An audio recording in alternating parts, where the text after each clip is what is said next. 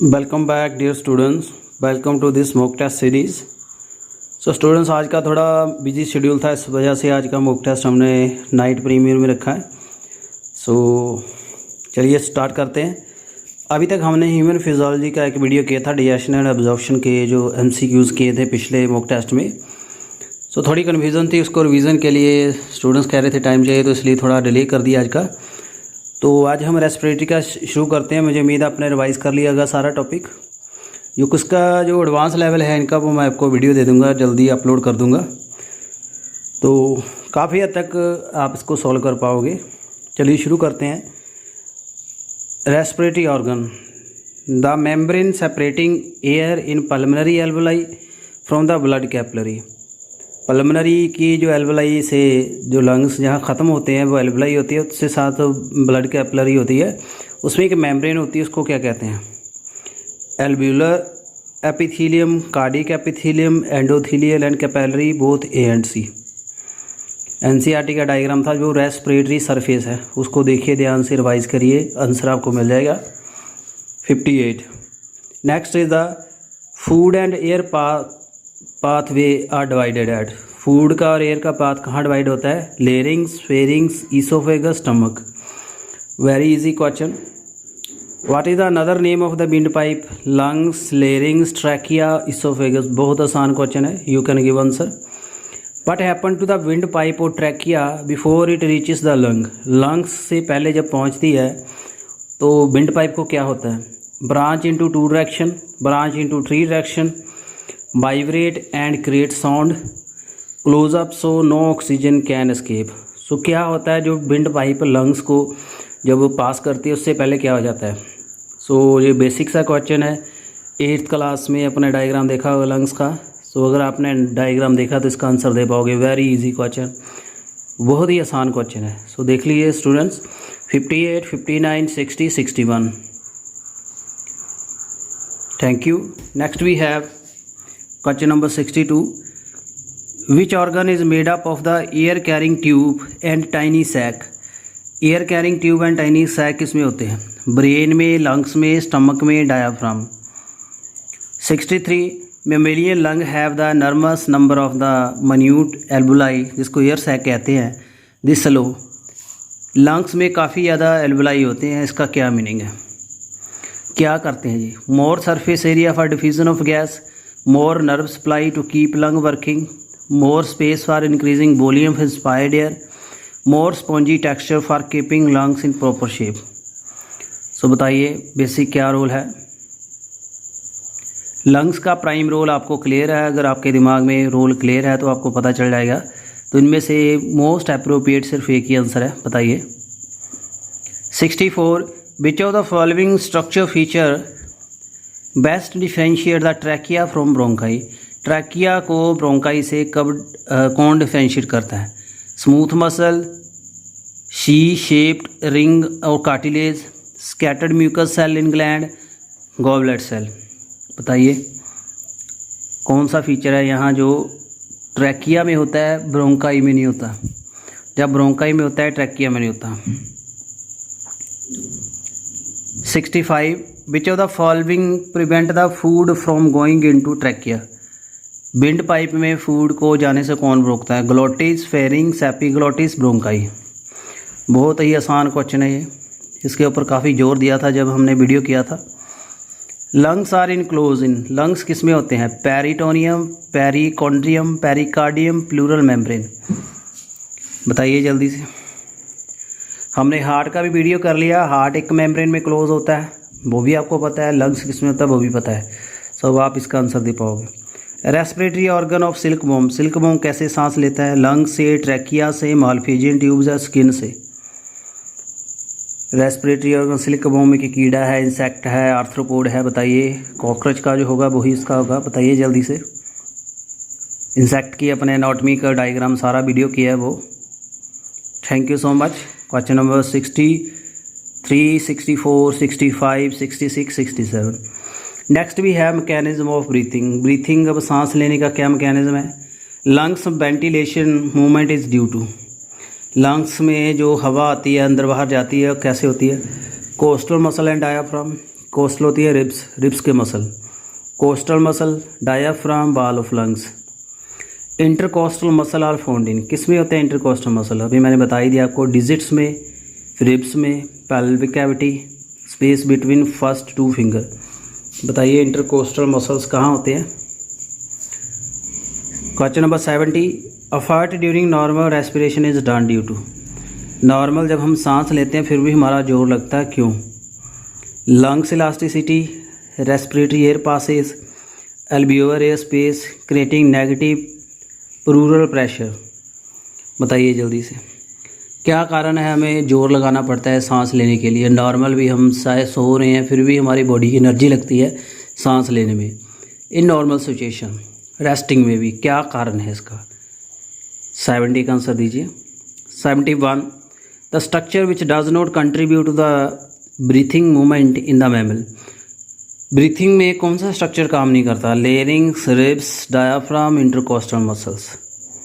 ना तो इंस्पिरेशन में रोल है ना तो एक्सपिरेशन में। During the force respiration actively contracting muscle include, जब हम जोर से सांस लेते हैं, अंदर बाहर सांस करते हैं, जैसे प्राणायाम करेंगे, तेज तेज सांस लेंगे, तो उसमें कौन से मसल हेल्प करते हैं? Diaphragm, external intercostal, abdominal muscle, all of these. तो यहाँ एक्सपायरेशन बताइए, सांस बाहर छोड़ रहे हैं। इंस्पायरेशन में मसल अलग होते हैं, एक्सपायरेशन में अलग होते हैं, ये भी आपको मैं बता दूँ। मैकेनिज्म आपको दिया था मैंने, डिटेल वीडियो के लिंक्स भी दे दिए थे और आपने रिवाइज कर लिए होंगे। Thank you. Next we have during the moderate aerobic exercise, जब हम नॉर्मल को एक्सरसाइज करें, arterial pH decrease, blood lactate level increase, alveolar ventilation increase, all of these. Normal exercise करने से क्या होता है? Between the breath and interpleural pressure is approximately कितना होता है? 1, 4, 8, 10। कितना डिफरेंस होता है बाहर की हवा का और लंग्स में जो हवा है? According to Boyle's law the product of the pressure and the volume is constant here. Boyle's law आपने पढ़ा है +1 में, गैसीय स्टेट में आता है। If the volume of lung increase pressure decrease, if the volume of lung increase pressure also increase proportionally. If the volume of lung increase, pressure decrease. If the volume of the lung increase, pressure remain same. बताइए, chemistry का question है ये। Bohr fact and हॉल्डेन fact की मैंने video दी थी, transport of carbon dioxide oxygen में आपको मिल जाएगा, एंड इसका मैं डिटेल द्वारा भी वीडियो दे दूंगा आपको बेटर अंडरस्टैंडिंग के लिए। थैंक यू यहाँ तक। Next we have exchanges of gases. अब गैस कैसे एक्सचेंज होती है? What is approximate normal composition of alveolar air. अब एल्वियोलाई जहाँ लंग्स ख़त्म होते हैं, ग्रेप लाइक स्ट्रक्चर बनते हैं, इसको एल्वियोलाई कहते हैं। उसमें नॉर्मल कंपोजिशन क्या है? 14% oxygen, 6% carbon dioxide, 8% nitrogen. 21% oxygen, 2% carbon dioxide, 77% nitrogen. 16% oxygen, 3% carbon dioxide, 81% nitrogen. 10% oxygen, 8% carbon dioxide, 82% nitrogen. दीजिए आंसर जल्दी से।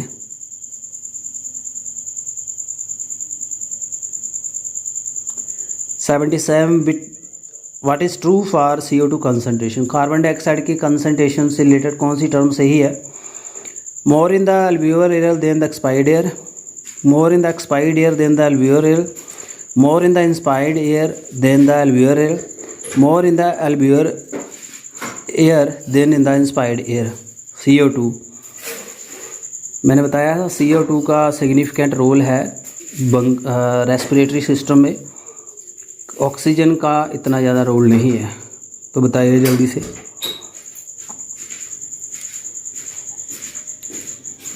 Thank you so much. Question number 78, oxygen move from lungs to the blood stream. Lungs से blood में आती है कैसे? Nerve fibre, large artery in heart, small blood vessel in lungs, tube in the lungs called jugular vein. तो क्या बात कर रहा है? लंग्स से जो हवा है ब्लड में कैसे आती है? ऑक्सीजन। कार्डियोवास्कुलर सिस्टम में working, double circulation of heart भी करवा दिया, लंग्स की वर्किंग भी कर ली है, तो आप इसका आंसर दे पाओगे। 79 diffusing capacity of the carbon dioxide compare to the oxygen. Oxygen से कार्बन डाइऑक्साइड की कैपेसिटी कितनी है डिफ्यूज़ करने की? 20 time, 10 time, 5 time, 2 time. Partial pressure of oxygen in alveolar air is about 50 mm of mercury, 101, 150, 200। बताइए जल्दी से। Partial pressure का डिफरेंस होता है, कभी भी कंसनट्रेशन कार्बन डाइऑक्साइड और ऑक्सीजन की बराबर नहीं होती। This difference create the stimulus for working of the lungs. 81 what happen to the blood when it pump into the thin walled blood vessel of lungs? Platelet expired of for plasma, CO2 is replaced with oxygen, blood fill the lungs with and cause coughing, nothing, the lungs are just in place for blood from where it go through on its way back to the heart। इसके ऊपर थोड़ा focus करिए, question के ऊपर आसान है, थोड़ा समझने की ज़रूरत है। कह रहा है कि what happen to the blood, blood में क्या होता है? When it is pumped into the thin walled blood vessel of lung, जब लंग्स की वेसल्स में ब्लड जाता है हार्ट से तो क्या होता है इसमें? Thank you. 82 exchange of the gases between blood capillary and the alveoli in the lungs through. Capillary and alveoli में कैसे होती हैं? डिफ्यूज़न से, एक्टिव ट्रांसपोर्ट, ऑक्सीजन से, फैसिलिटेटेड डिफ्यूज़न। बताइए इसका रेलेवेंट आंसर किया है हमने। Thank you. नेक्स्ट है अब ट्रांसपोर्ट ऑफ गैसेज। अब गैस कैसे ट्रांसपोर्ट होती हैं? Enzyme involve in the CO2 transport in blood. Blood में कार्बन डाइऑक्साइड का ट्रांसपोर्ट कौन एंजाइम कराता है? Carboxylase, carbonic anhydrase, carboxykinase, none of the. बहुत ही आसान क्वेश्चन है, इसका आपने पढ़ा होगा। 84 beside the RBCs blood plasma also carries oxygen in solution. 95% जो कार्बन ऑक्सीजन का ट्रांसपोर्ट RBCs कराते हैं, 5% तक जो है प्लाज्मा में जाती है। कितना है बता ही दिया मैंने, 3 to 9, 1 to 3, 6 to 3। अप्रॉक्सीमेट कितना आएगा प्लाज्मा में, कितनी ऑक्सीजन होती है? Thank you. 85 the major amount of the CO2 in both invertebrate and vertebrate is transported as carbonic acid, carbamino haemoglobin, dissolve gas, none of these. चाहे non coordinate है, चाहे vertebrate है, चाहे इनवर्टिब्रेट है, कार्बन डाइऑक्साइड ज़्यादा कैसे जाती है, कैसे ट्रांसपोर्ट होती है ब्लड में? Enzyme that increase the reaction between CO2 and water in red blood cell. Carbonic anhydrase, adenylate cyclase, carbonic synthetase, alkaline phosphatase. बहुत आसान क्वेश्चन है ये। देखिए 83, 84, 85, 86।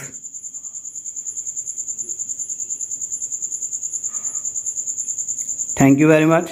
Next we have 87 haemoglobin oxygen dissociation curve. Sigmoid होती है, constant होती है, straight line होती है, पैराबोलिक। बताइए जल्दी से। 88 under a given oxygen concentration in blood dissociation of the oxy haemoglobin will increase if. कैसे डेसोसिएशन बढ़ेगी? pH of blood fell, pH of blood rise, oxygen CO2 concentration blood में fall करे, free fatty acid concentration in blood fall. Dissociation curve जो है कैसे increase होगी, यानी डेसोसिएशन कैसे बढ़ेगी? हीमोग्लोबिन से ऑक्सीजन कब ज़्यादा डेसोशिएट होती है? This is called Bohr effect. बताइए अब इसका answer. 88 89 dissociation of oxy haemoglobin will be promoted by, same ही है, low CO2, high partial pressure CO2, low body temperature, high blood pH। 90 an increase in the P50 of an oxy haemoglobin curve would result from decrease in. जब P50 पे जो curve जो है increase करे तो क्या होगा? ऑक्सी हीमोग्लोबिन में क्या डिक्रीज होगा? Oxygen, pH, metabolism, temperature. जल्दी से आंसर दीजिए। 91 CO2 transported in blood mostly bye. अब CO2 की बात है, ब्लड में ज़्यादा कैसे जाती है?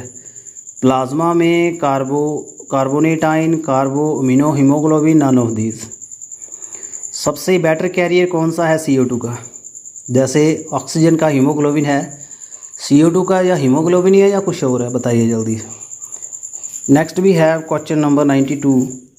About 70% of CO2 in blood is transported in the form of dissolve CO2, bicarbonate, carbamino haemoglobin, carboxy haemoglobin. दोनों क्वेश्चन एक दूसरे से इंटरलेटेड है, 91 92।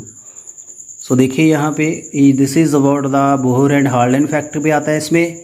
ऑक्सीजन एंड कार्बन डाइऑक्साइड की ट्रांसपोर्ट कैसे होती है, ये भी इंपॉर्टेंट क्वेश्चन है इसमें। Thank you so much.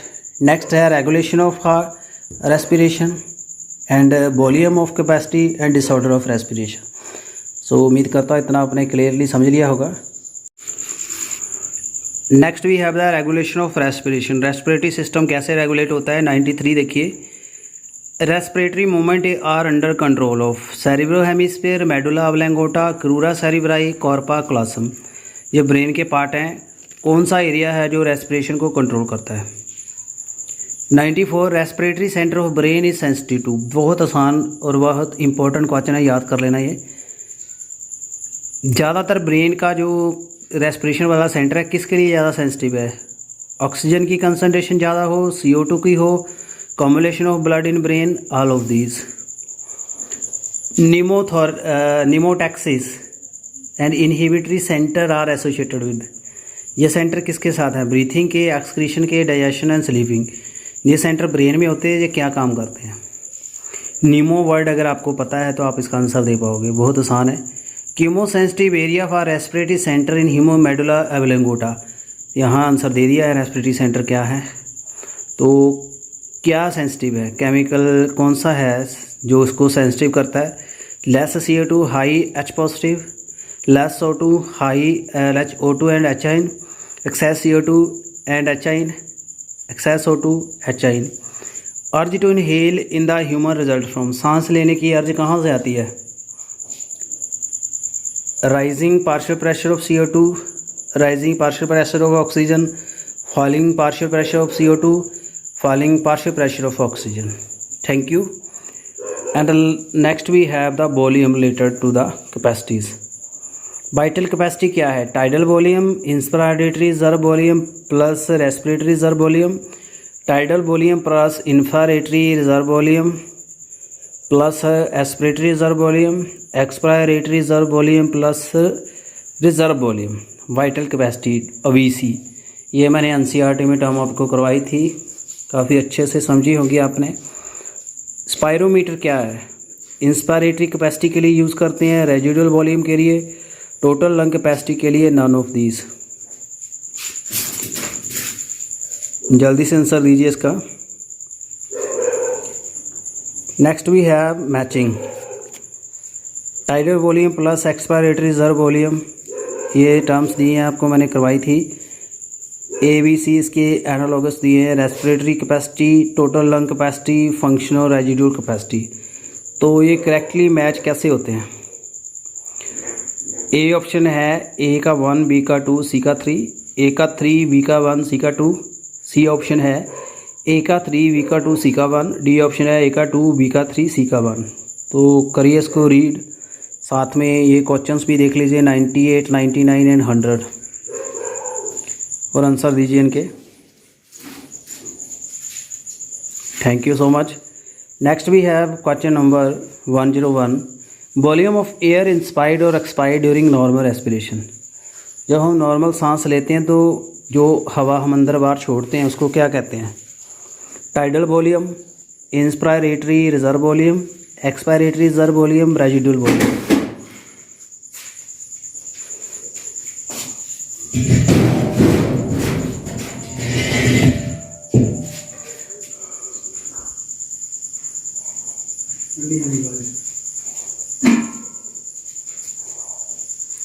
Thank you so much. Next we have, in which of the following subject the dead space volume is highest? Dead space volume सबसे ज़्यादा किस में है? Old man, old women, young man, young women. Last we have the disorders, जो सांस की बीमारियां हैं 103 है asthma is cause due to, asthma कैसे होता है, infection of lung, spasm in the bronchial muscles, bleeding in the pleural cavity, infection of the trachea. Next is the which of the following form of the most stable product with haemoglobin, haemoglobin से सबसे stable कौन बनाता है, CO2, carbon monoxide, oxygen, SO2। सबसे stable bonding किसकी है। Diphtheria is cause by streptococcus, coryne bacteria, mycobacteria, none of these. Diphtheria होती है काली खांसी, किससे होती है ये। Accumulation of the fluid between pleura is called pneumonia, pleurisy, bronchitis, asthma. Lack of the pulmonary surfactant produce asthma, emphysema, cystic fibrosis, respiratory distress syndrome. Surfactant होता है जो रेस्पिरेटरी मेम्ब्रेन में, एल्वोलाई के एंडोथीलियम में और कैपिलरी की membrane में जो स्पेस होता है उसमें फ्लूइड होता है जो कि गैस एक्सचेंज में हेल्प करता है, उसको सर्फेक्टेंट कहते हैं। कईयों में ये नहीं होता, बच्चों में भी नहीं होता, तो क्या होता है उसमें, कौन सी प्रॉब्लम क्रिएट होती है। So student these are both important questions related to the respiratory system. I hope you would have enjoyed this session. और वीडियो कैसा लगा काइंडली कमेंट करना, ज़्यादा से ज़्यादा शेयर करिए ताकि ज़्यादा से ज़्यादा फ्रेंड्स को बेनिफिट हो सके। और आज थोड़ा शेड्यूल था इसलिए कोई आपके लिए सेशन नहीं ले पाया। कल हम कोशिश करेंगे आपके लिए केमिस्ट्री का भी एक वीडियो तैयार करें और आपको NCERT का नेक्स्ट चैप्टर भी प्रोवाइड कराएंगे। Thank you so much and good night.